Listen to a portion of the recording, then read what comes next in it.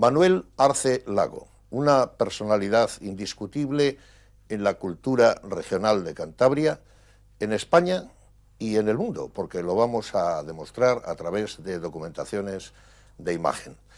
Manolo, que así permite que le llamemos en virtud de la amistad y del tiempo que ha pasado y del que no hablaremos mucho, es una figura importante en el mundo de la pintura, en el mundo de la novelística, poeta antes, y sobre todo un interlocutor que parece difícil y resulta fácil si hay hondura y se sabe mezclar y combinar la anécdota con la categoría.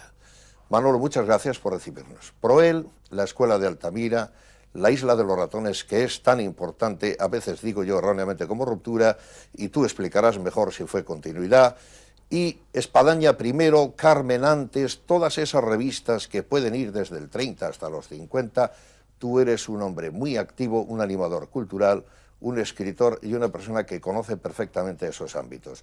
¿Qué es lo que les relaciona y qué es lo que les distingue? Bueno, yo creo que en realidad todo esto, que parece que son distintas etapas y diferentes personas,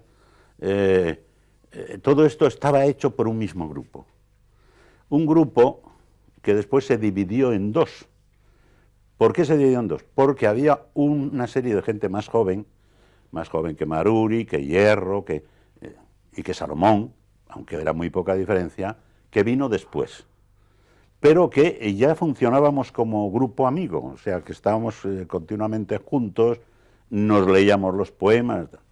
Y yo conocí, al primero que conocí, ya en el año 44 o 44 yo creo que fue a Julio Maruri. Con Julio Maruri, tal. Julio Maruri me orientó muchísimo en lo que tenía que leer. ¿Por qué? Porque no había libros. Y entonces él tenía la suerte de tener la antología del año 32 hecha por Gerardo Diego, estaba pues toda la generación del 27. Más luego los maestros, quiero decir, Unamuno, en fin, toda esta gente. Y entonces, claro, esto a mí me orientó muchísimo de tal manera que yo en esa época, como no había libros, incluso hice una antología a máquina, con una máquina que era tremenda porque era portátil, se doblaba por la mitad y tenía 3 signos en cada tecla, con lo cual tardé un siglo, ¿no? Hice una antología de Rafael Alberti. Curiosamente, no había manera de tener un libro de Rafael Alberti, estaba totalmente prohibido, como es lógico, ¿no? Vamos, lógico en ese momento. Y después de pasar muchos años, cuando yo conocía a Rafael Alberti, pues le llevé algunos de los libros para que me los dedicara, y entre ellos llevé esta antología que yo le había hecho en el año 47 exactamente. Es lo que figura en el colofón del libro. Le llevé esta antología y cuando la vio, claro, no conocía la edición, y me dice, oye, Arce, ¿y esto qué es? Digo, pues esto es una edición pirata. Coño, me tienes que dar inmediatamente, pero ¿y dónde es? ¿Es de Buenos Aires? ¿De dónde es? Digo, no, es mía, es una edición pirata hecha por mí, a máquina. Digo, ábrela. Y entonces abrió el ejemplar y vio que... digo, fíjate en la fecha en que está hecha, 1940. Pero ya en esa época ya te gustaba tanto como para hacer una antología mía. Digo, pues sí, claro, me hizo una dedicatoria estupenda, claro. Una vida entre la literatura y la pintura. Pancho y Gullón, 2 nombres. Empezamos por uno local que acaba en Norteamérica y por otro que viene de fuera, que se asienta entre nosotros y que es un pintor extraordinario y único y amigo tuyo. ¿Qué te evoca el recuerdo de ambas figuras y sus alrededores? Hombre, yo creo que para mí han sido 2 personas bastante importantes, ¿no? Pancho Cosío fue muy amigo nuestro, que digo nuestro porque era muy, pasábamos muchos domingos, lo pasé mi mujer y yo, o mi novia entonces y yo, lo pasábamos con él. Íbamos al estudio, que entonces tenía el estudio en la torreta derecha del Gran Casino del Sardinero, era un estudio circular, y trabajaba allí, y muchos domingos íbamos a verle. Y después tuvimos una temporada que le íbamos a ver aquí abajo, a San Martín de Abajo, porque Pompeyo le estaba haciendo, y le hizo una motora. Y el hombre, pues íbamos allí, y estuvimos cuando él estaba pintando la motora, Por cierto que esto sucedía por el año 47, en el mes de marzo del 47, lo recuerdo muy bien, porque yo estrenaba mi primer traje hecho a medida para mí, por un sastre mío que después me vistió mucho, que era Montes de Oviedo. Me habían regalado este traje por Navidad, que me entregó el sastre el mes de marzo, y le estrenaba ese domingo. Era un cheviot verde musgo, que se llamaba la tela, y vinimos, como siempre, Miguel Vázquez, con Teresa y conmigo, a estar donde Pancho. A ver, le estaba pintando la motora. Y bueno, pues yo me senté en uno de los troncos que había allí, pero me senté encima de la tapa de la lata de pintura blanca, de manera que se me quedó pegada la tapa, y tuvo que coger y decir, oye, chaval, ¿tienes calzoncillos? Digo, hombre, claro, pues ven. Hizo unas muñequillas y estuvo pasando la pintura blanca a la tela interior, debajo del... O sea, eso no lo he olvidado nunca, como comprenderás, ¿no? Esa amistad que viene desde entonces siguió luego, claro, con la galería. Cuando yo monté la galería, yo pretendí inaugurar con él. Pero mi padre, Pancho, se negó rotundamente. Me dijo, no, tú estás loco, muchacho, ¿cómo vas a poner en Santander una librería y una galería de arte? Te vas a morir de hambre. Pero si no hay más que patateros allí y harineros, si no se puede hacer nada de arte allí, porque él estaba muy quemado con Santander. En el año 49 habían hecho una gran exposición en el Museo Municipal, de 40 y tantos cuadros, mejor época de Pancho Cosillo, y naturalmente no había vendido nada. Miento, había vendido un watch que se lo compró Aurelio García Cantalapiedra. Hay un tercer ámbito, Manolo, en tu vida. Al fin y al cabo, la política está en todo, decía Aristóteles. No llegaste a alcalde de Santander. Quizá eso sea mejor. Tampoco Vargas Llosa llegó a presidente en su querida tierra del Perú. Pero, ¿qué recuerdo tiene la política? Vemos en la imagen unos grises que algunos pensarán que iban a detenerte o que estaban vigilando alguna de tus actividades. No es así. ¿Por qué no nos explicas qué ha representado este capítulo en tu vida y qué hacían allí estos hombres? Bueno, yo creo que el aspecto político mío y la política yo la he visto siempre con mucha serenidad, porque nunca he sido fanático de nada, ni estas cosas, ¿no? Pero no siento no haber sido alcalde, no lo siento. Es una cosa que pasa. Si lo hubiera sido, pues bueno, seguramente hubiera hecho muchas cosas. Yo estoy seguro que hubiera hecho muchas cosas, pero en fin, no lo fui. Pero no pasó nada, no pasó nada. Yo cumplí después, hasta que pude, porque me tuve que una cosa de corazón, hizo que dejara la cosa el ayuntamiento por prescripción del médico, precisamente, del doctor, ¿no? Pero esto a mí no me influyó para nada, en absoluto, ¿no? Y la época esa que tú te refieres, cuando se hizo la exposición esta de Cosillo, que no había querido inaugurar conmigo, y que naturalmente a mí me seguía gustando muchísimo, seguíamos siendo muy amigos y demás, y entonces le hice una exposición homenaje al año siguiente de morir. Él murió en enero del año 70 y yo le hice la exposición en enero del año 71. Para hacer esa exposición yo recogí los cuadros que eran propiedad de la Jefatura Provincial del Movimiento, del Gobierno Civil y todas estas cosas. Visité al gobernador, visité al alcalde y me fueron todos, hice esa exposición. Y el día de la inauguración, bueno, de pronto me dice mi mujer, oye, hay dos grises ahí en la puerta y tal, ¿pero qué dices? Sí, salgo y veo que hay ahí. Digo, muy buenas, ¿ustedes qué? No, nos han mandado nuestro jefe a que vigilemos esta exposición. Digo, bueno. Entonces el gobernador civil, que vino a la inauguración, le digo, pero bueno, estos dos grises que hay abajo, que van a asustar a la gente, no, esos son preventivos, esos guardias son preventivos. Digo, ¿pero por qué? Digo, por si acaso, porque los cuadros que hay aquí del gobierno civil están expuestos a que venga alguien y los robe. Digo, bueno, pues muy bien. Es que si ponemos unos de paisano, los cacos no saben qué son y puede pasar algo con los cuadros, ¿no? Bueno, pues muy bien. Y esa es la explicación de que en las fotos que salieron y que hay en una portada de algún catálogo, el Reina Sofía, que hizo una exposición de Sur, de tipo informativo, vamos, de documental, pues eligió precisamente esa foto donde está la policía en ese momento cuidando la exposición. Manolo, si empezamos juzgando al escritor que eres, que has sido y que has probado con muchos cientos de páginas, entre lo que puede ser el barojismo y Cela, amigo tuyo, u otras corrientes de aquel mundo de Heidegger que pasa por Sartre en Francia y viene a España en la época, ¿cuál es la característica general con la que tú mismo enjuiciarías el conjunto de tu obra novelística? Mira, yo he tenido bastante influencia naturalmente del existencialismo. Quiero decir, yo nací a la poesía precisamente con una preocupación existencial, muy preocupado con el ser y el estar, como estábamos todos. Bueno, el lío que nos metieron los franceses, porque como ellos no tienen más que una palabra para ser y estar, que es être, ¿verdad? Pues armaron todo este jaleo, porque nosotros sabemos lo que es estar y sabemos lo que es ser. Los franceses no, solo tienen una palabra para decir eso. Por lo tanto, armaron un lío tremendo con esta preocupación, ¿no? Pero bueno, esta corriente existencialista, llevada sobre todo por Simone de Beauvoir y Jean-Paul Sartre, esto influyó mucho en la gente de mi edad, esa época, cuando teníamos 18 o 20 años, ¿no?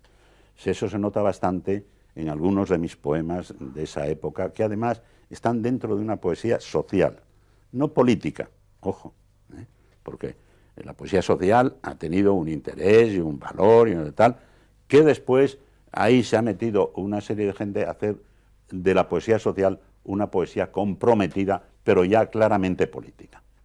Y esto así fue un poco el fracaso como tendencia, porque de pronto vinieron los nuevos, que se llamaban, con la poesía de cornucopia y culturalista y todas estas cosas, bueno, que era una vuelta un poco a la generación del 27, en cierto modo, ¿no?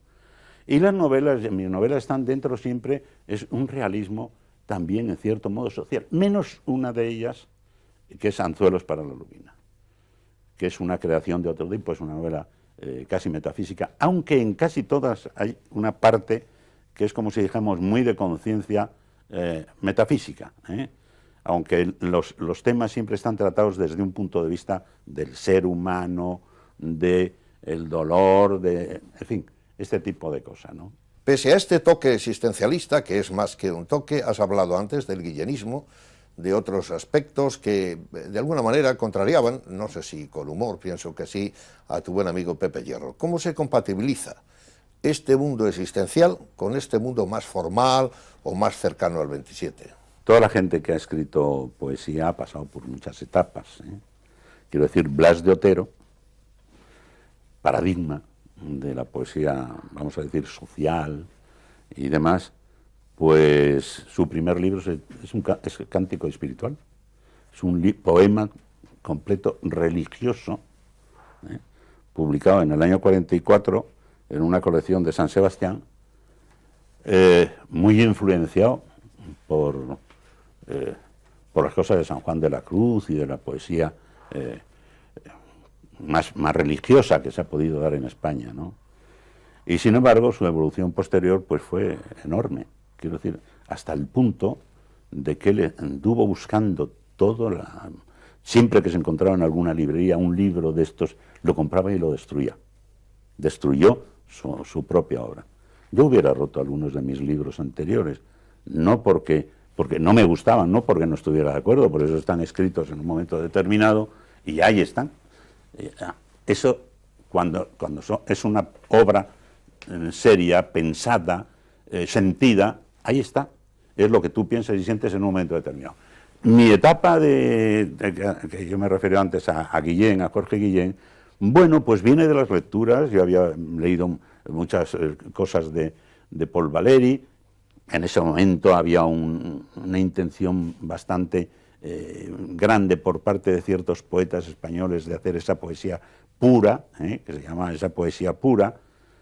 Y bueno, tuve esa etapa, que después, sin embargo, fue derivando y deslizándome hacia esa otra poesía más humana, más humanística, más tal.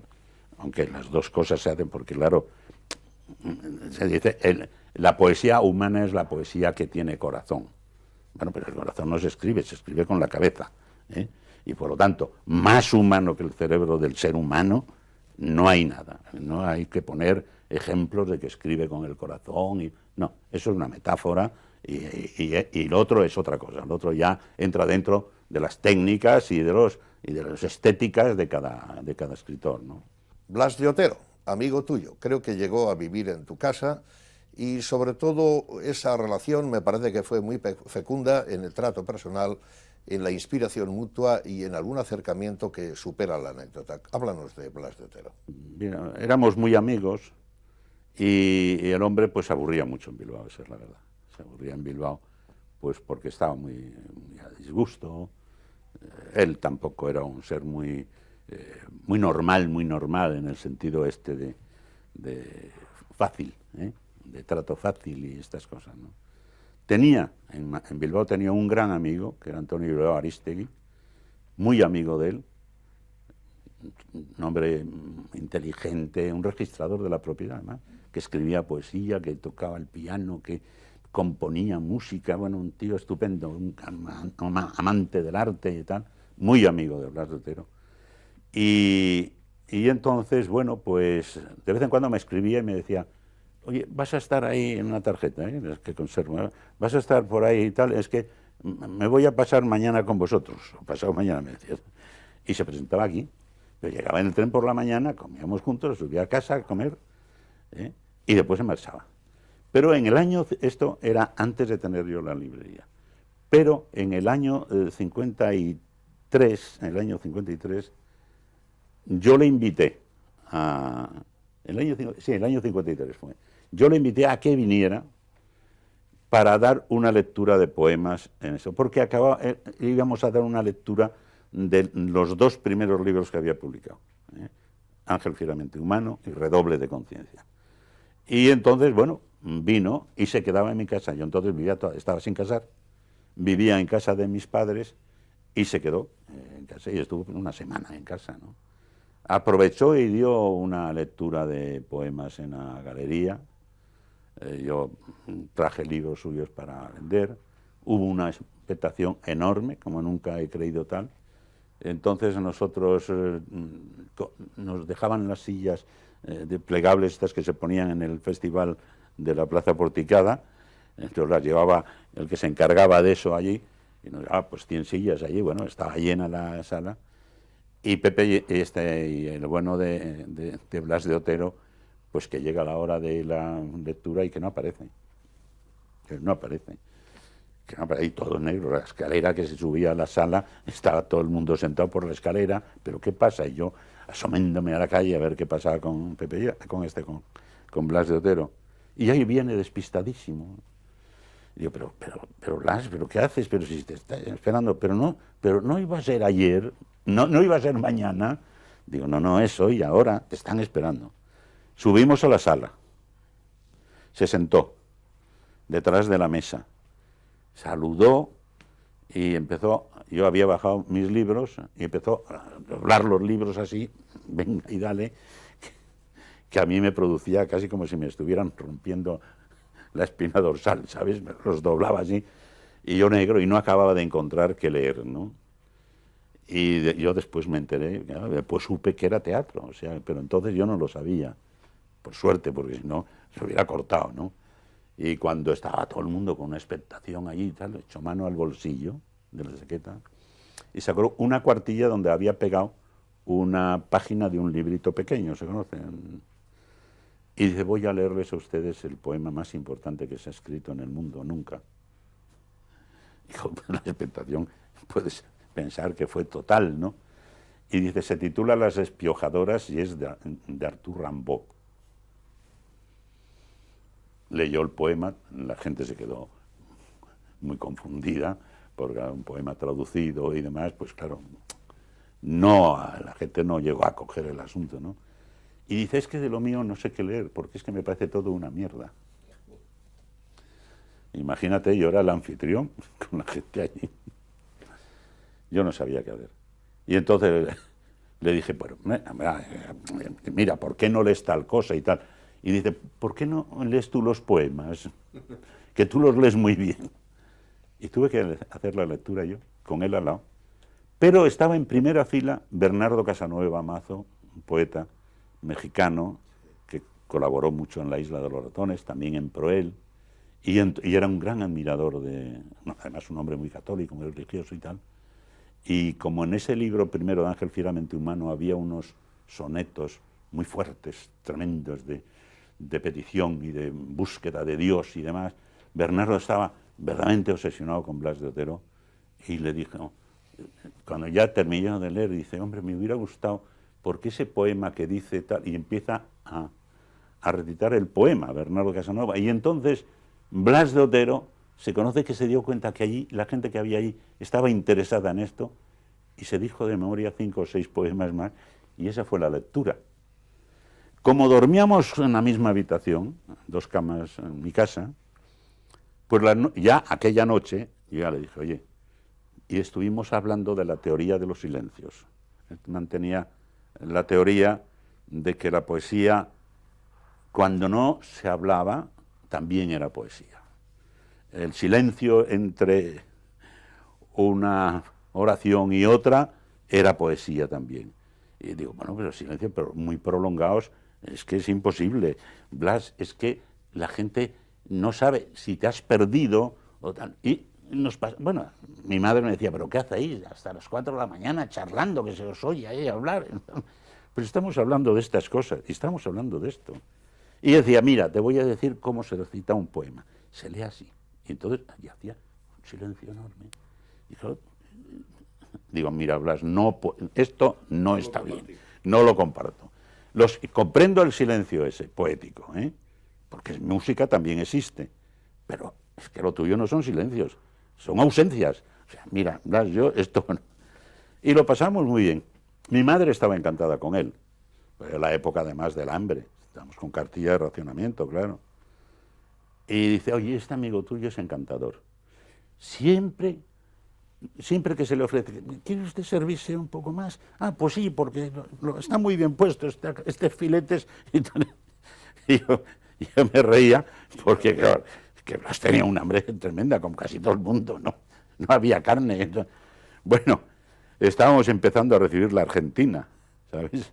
Mencionas un amigo del gran poeta de Bilbao, autor del Ángel Fieramente Humano, de El País, pero tampoco tú eres un hombre percibido como de muchos amigos, sí, de infinitud de amistades, de clientes, de gentes que saben y admiran a Manolo Arce. Pero ¿cuántos amigos y qué papel jugó aquel farmacéutico, Núñez Morante, que creo que es uno de los más importantes?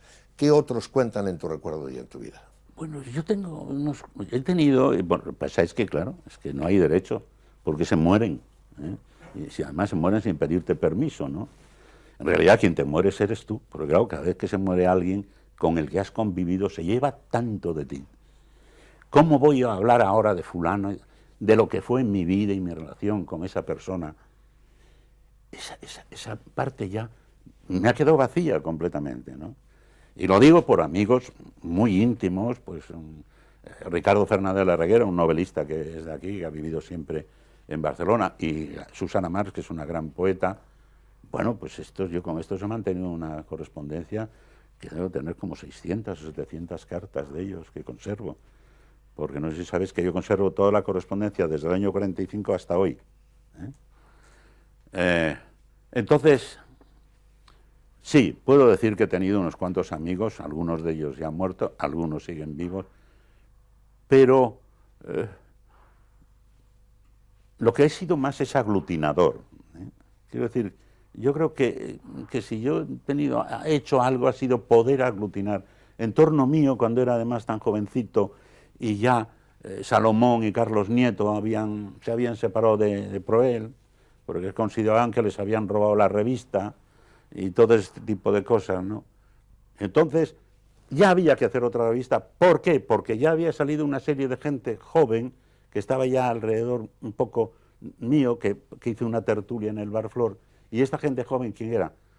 Pues eran Salvador García Castañeda, Carlos González Echegaray, Joaquín Fernández Ortiz Losada, la Ramonuca, que llamamos nosotros, Ramón Calderón Vázquez, en fin, un grupo de gente joven que empezaba entonces y que incluso pues bueno, que publicaron en algunos. Jesús Pardo, que sus primeros poemas se publicaron en la Isla de los Ratones, sus primeras colaboraciones, los que escribían poesía, claro.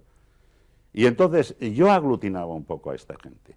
Y la aglutinaba por eso, porque es que nacía otro tipo de cosas, pero no porque fuéramos grupos desgajados.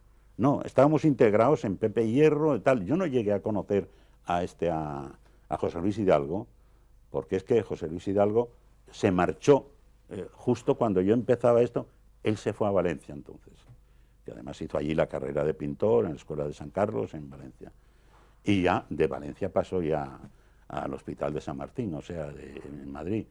O sea, que no llegué a conocerle a José Luis Hidalgo, pero a todos los otros sí. Y la diferencia que había de años era, pues con Pepe Hierro, pues claro, era de 6 años, ¿no? Entre el año 85 y el año 97 se te designa presidente del Consejo Social de la Universidad de Santander, creo que con otras personas, Jesús Polanco y distinguidos miembros de este campus.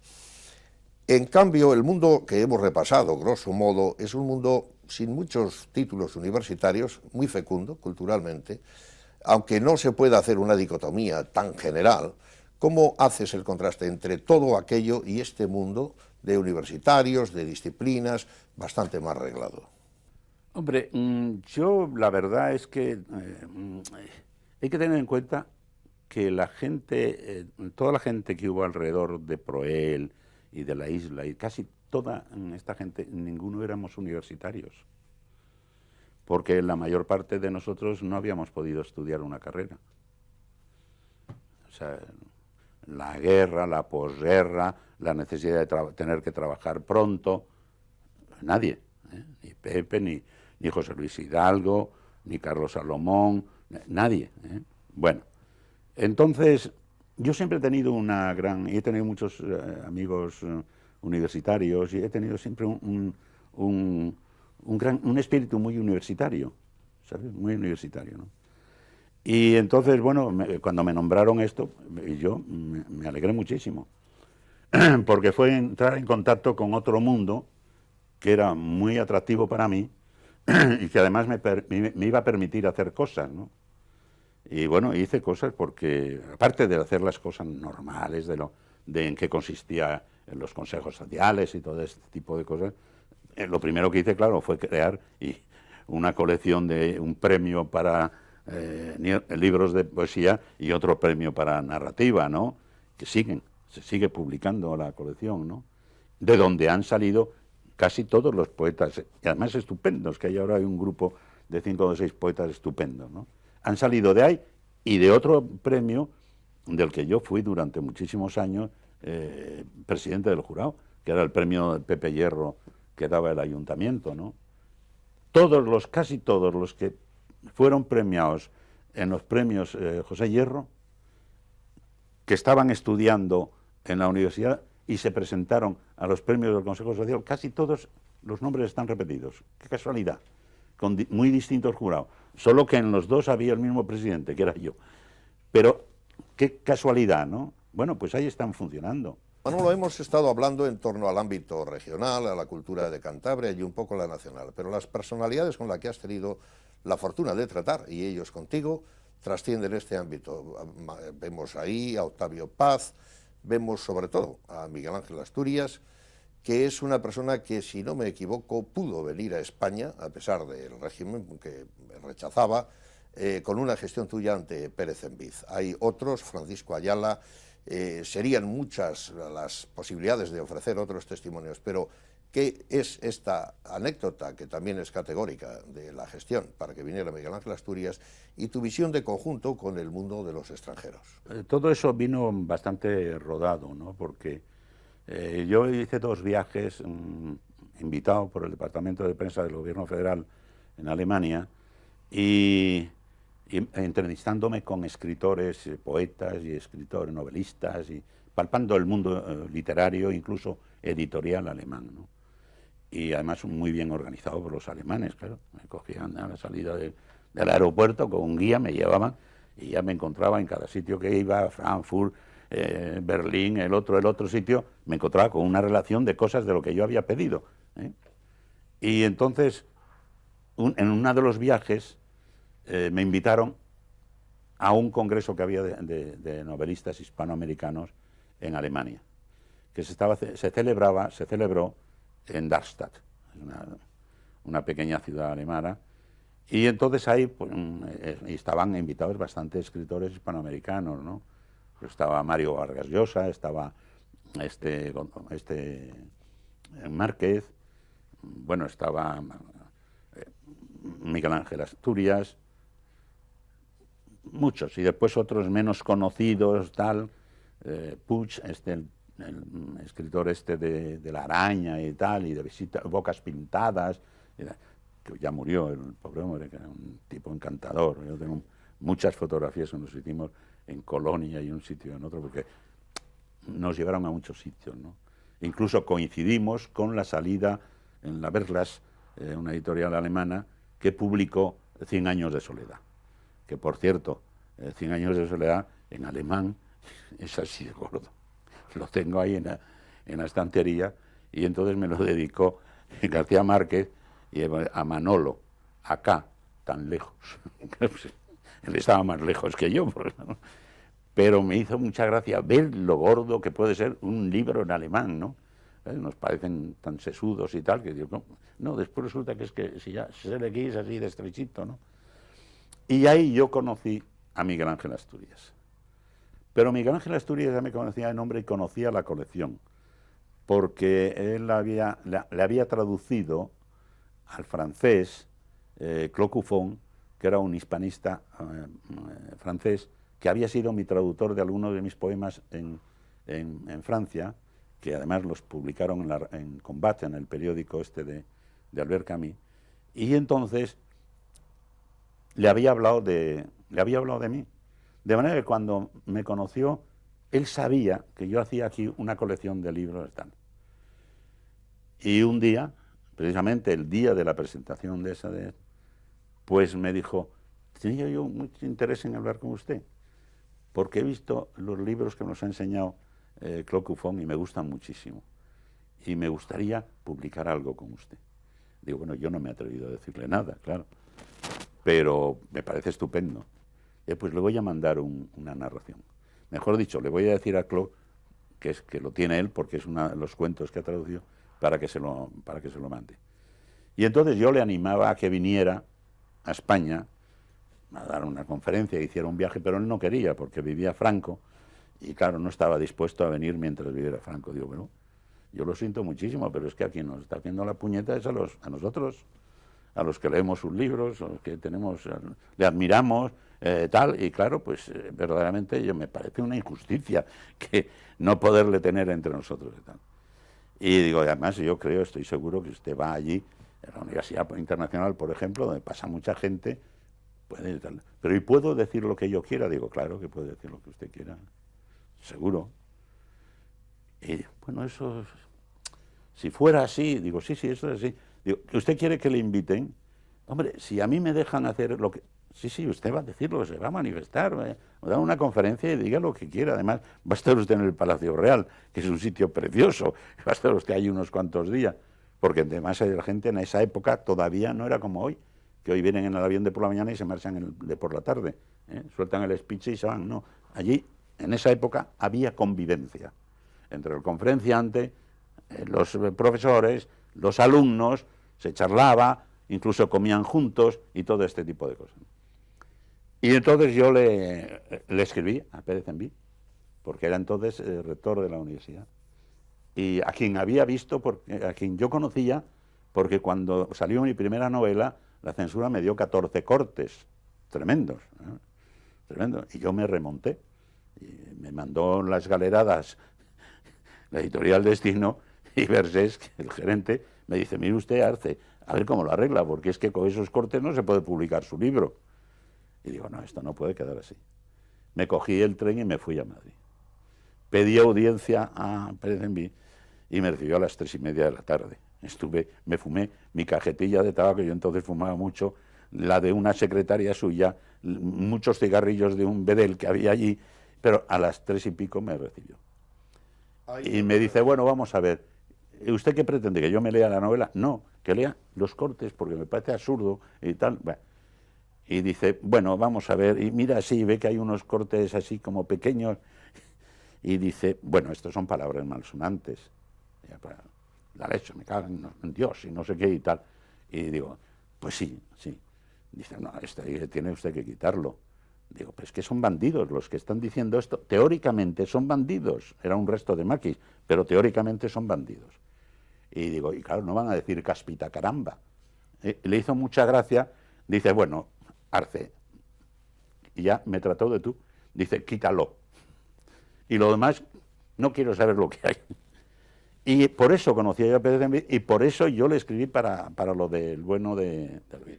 Y vino, y dio una conferencia soberbia. Manolo, hemos hablado de Alemania y hemos hablado de otros literatos, pero el peso de la influencia italiana en tu obra y en tu vida y tus amigos también fue importante. ¿Cómo puedes describir un poco qué papel ha jugado la influencia del mundo de los italianos en tu obra y en tu vida? En ese momento a mí me influyó muchísimo, porque estaban dentro de lo que a mí me interesaba en novela, porque era como la novela social italiana. Era lo que nacía después de la guerra, de la Segunda Guerra Mundial, ¿no? Era lo que había en cine con Vittorio De Sica y con toda esta gente, ¿no? El Milagro de Milán y todo este tipo de literatura, ¿no?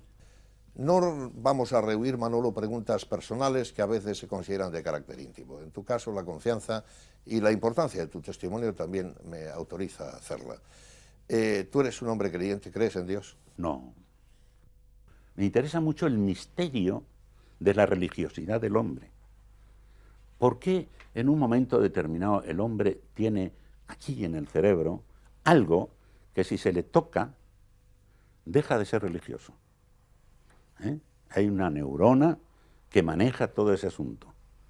¿Y por qué el hombre que nace en Oceanía, en Australia, en este sitio, en el otro, todo el mundo tiene la necesidad de que haya algo superior que le ampare, al cual pueda adorar? Adoran el sol, adoran la luna, adoran un árbol, todas estas cosas. ¿Por qué sucede esto en el... Esto es lo que me ha preocupado siempre muchísimo y me sigue preocupando, porque nunca se llega a... Lo que no creo es en la Iglesia católica, ni en ninguna de las otras iglesias, claro. Es decir, como decía el otro, si no crees en la Iglesia católica, que es la verdadera, ¿cómo vas a creer en la Iglesia evangelista o la musulmana? Una nieta, una hija que quieres mucho, y tu mujer, Santa Matilde, Teresa, siempre cerca de los libros, siempre a un paso de ti, siempre entre el silencio y la simpatía, acogiendo a todos tus amigos y todos tus intereses, que han sido los suyos. Sé que te parecerá absurda la pregunta, pero interesa el cómo lo dices, qué papel juega el conjunto familiar en tu vida. Pues todo, sobre todo mi mujer es todo. Es decir, yo no hubiera hecho absolutamente nada sin Teresa, nada. O sea que hay que empezar a decir que delante de todo hombre importante, más o menos, hay una mujer muchísimo más importante, que es la que al final te sujeta, te orienta. Bueno, yo tengo algunos casos de amigos también que eran un desastre y hasta que no tuvieron una mujer al lado y les ordenó su vida y su pensamiento y sus cosas, no hicieron muchas cosas.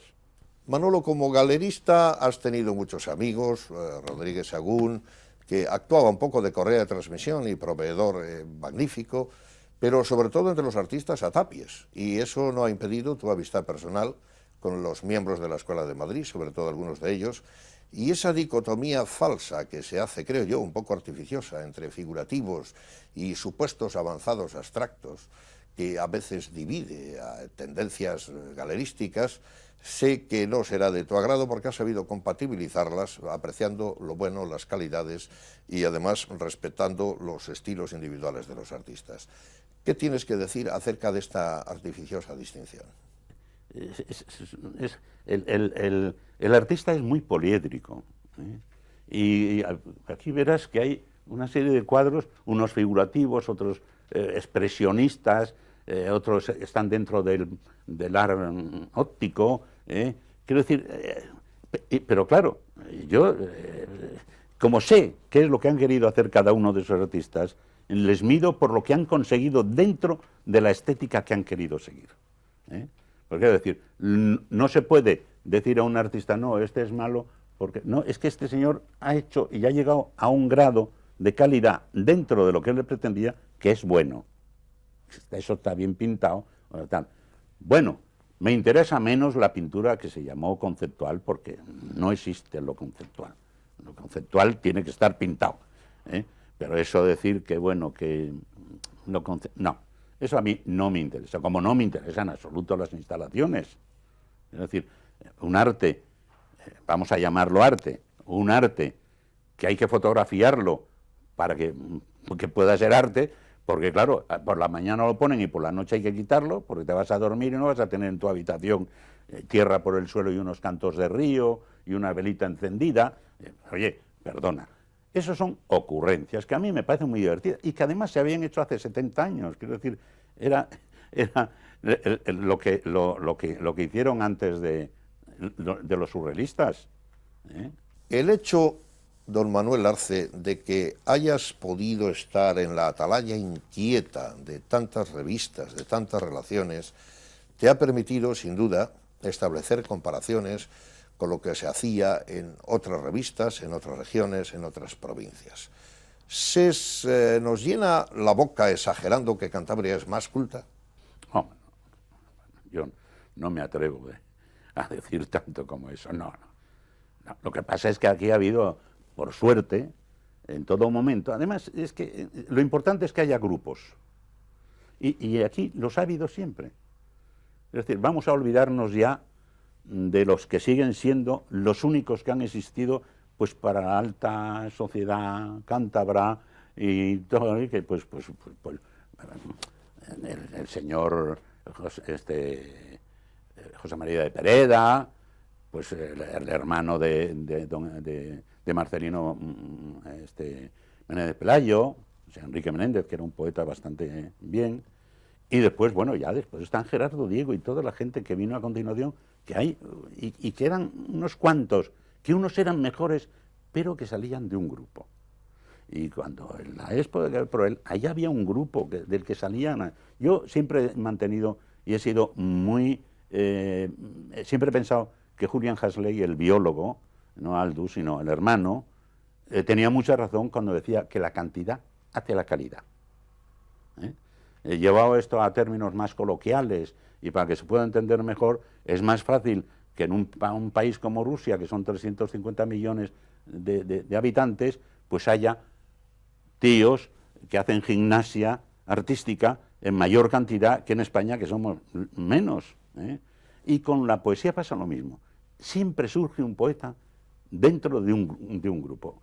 Cuando yo iba a sacar La isla de los ratones, le pedí a Vicente Aleixandre, que era de quien fui un gran admirador además, y un amigo, tengo mucha correspondencia con él después, le pedí que a ver si me lo presentaba él, que quería que me apadrinara la revista. Y me mandó, y la apadrinó, me mandó una presentación. Y esa presentación la titulaba Otra revista, una revista otra revista en un núcleo ardido. Lo que significaba que salía otra revista como ya ardido, pero ya como de la brasa de eso, ¿no? Y eso es lo importante. Cuando yo celebramos los 50 años del primer número de La isla de los ratones, que fue, pues, se abrió en el 48, pues 50 en el 98, y Caja Cantabria hizo una espléndida exposición de la revista, con muchísimas, con un libro estupendo y todas estas cosas. Yo no quería hacer esa exposición solo por una cosa de nostalgia. Quería hacer esa exposición para hacer un ciclo de lecturas poéticas con la gente nueva que estaba. Y después se hicieron unas conferencias, leyeron poetas, de los jóvenes poetas, se recogió todo en un libro que por ahí está. Porque ¿para qué iba a hacer una cosa para eso? Yo lo tengo todo en casa. Pero quedó muy bien. Entonces, los grupos se van uniendo unos a otros de una manera como si fuera una cadenilla, ¿no?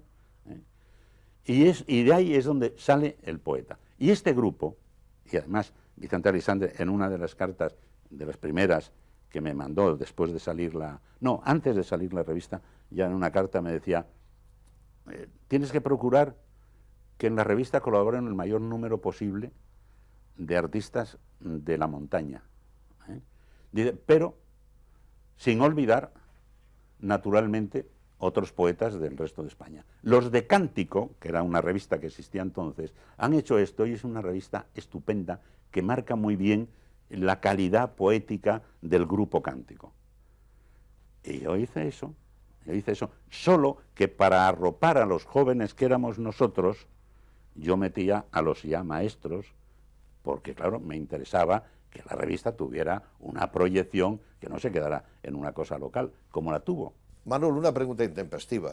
El dinero, algo que llamaba algún santo, creo que San Alejo, el excremento del diablo. ¿Es tan malo ganar dinero? Tú se dice que has ganado dinero legítimamente. Es estupendo, te digo la verdad, es estupendo. Sí, a mí me quitó muchísimas preocupaciones de encima. La adaptación de tus novelas ha hecho que tuvieras relaciones directas que vemos cuando todavía era joven y muy bella, lo sigue siendo, en El recuerdo, en Mapenella y otros. En alguna ocasión Vargas Llosa me dijo que habían destrozado sus novelas por exigir él la fidelidad a los guiones y aprendió que no debía ser tan fiel. Eso es un episodio que merece la pena un comentario, pero también lo merece tus pinitos del mundo taurino. Apareces en alguna fotografía también haciendo de maestro. ¿Qué recuerdo tienes de ambas experiencias? La verdad es que yo he tenido muy mala suerte con el cine, porque pudo hacer mi primera novela, me la vino a pedir Carlos Saura, porque entonces veraneaban con sus padres aquí en Suances. Y vino Carlos Saura un día había leído la novela, le gustaba mucho y ya tenía incluso, pensaba hacer La Nacional Encantada de Cuenca y había ya buscado los exteriores y tal, pero yo la semana antes había firmado el contrato con Isasi Sasmendi. Y eso fue tremendo porque echaron abajo 3 guiones, entonces ya Isasi había gastado 1,5 millones en localización de exteriores, se la iba a distribuir Cesario González, bueno, aquello era una cosa que, bueno, había que hacer algo, y entonces Cesario González le dijo a Isasi, pero bueno, vamos a ver, ¿qué es el problema de eso? ¿Por qué se os cargan eso? Porque es un problema de chaqueta, que está en una situación actual, es un resto de maquis que se ha quedado en un monte, y claro, y hay cosas con la Guardia Civil, y como oficialmente aquí no existen maquis ni tal, existe solo la Guardia Civil no está para perseguir a nadie en los montes, tal. Pues por eso, dije, pues bueno, eso tiene una solución facilísima. Trasládalo a 1800 y pico, pones Trabuco, lo sitúas en Andalucía y ya está, todo arreglado. Y yo te puedes, claro, tú que no tiene nada que ver. Es más, yo le dije, no, me tienes que dar más dinero y entonces yo te voy a dar otro título para la película.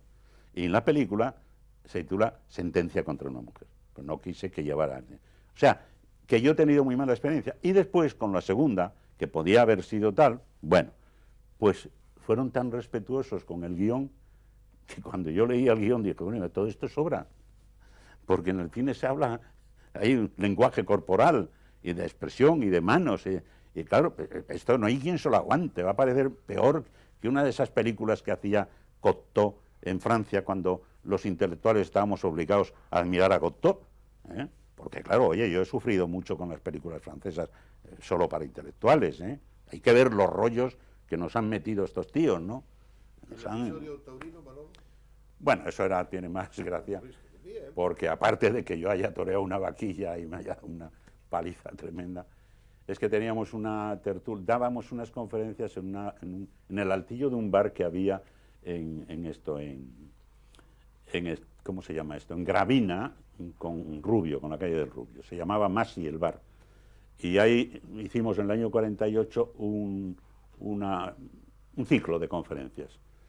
Y resulta que al lado había una tertulia de toreros. Y había un torero que se llamaba igual que yo, Manuel Arce. Y además el nombre que usaba él en el torero era el Saleroso. Y yo entonces le dije, oye, ¿me das un cartel de estos? Y entonces le hice una fotocopia. Y el otro día pues la encontré por ahí y me hizo mucha gracia, ¿no? Porque claro, yo que no tengo nada de saleroso y después, y menos de torero, claro, pues me hizo mucha gracia esto.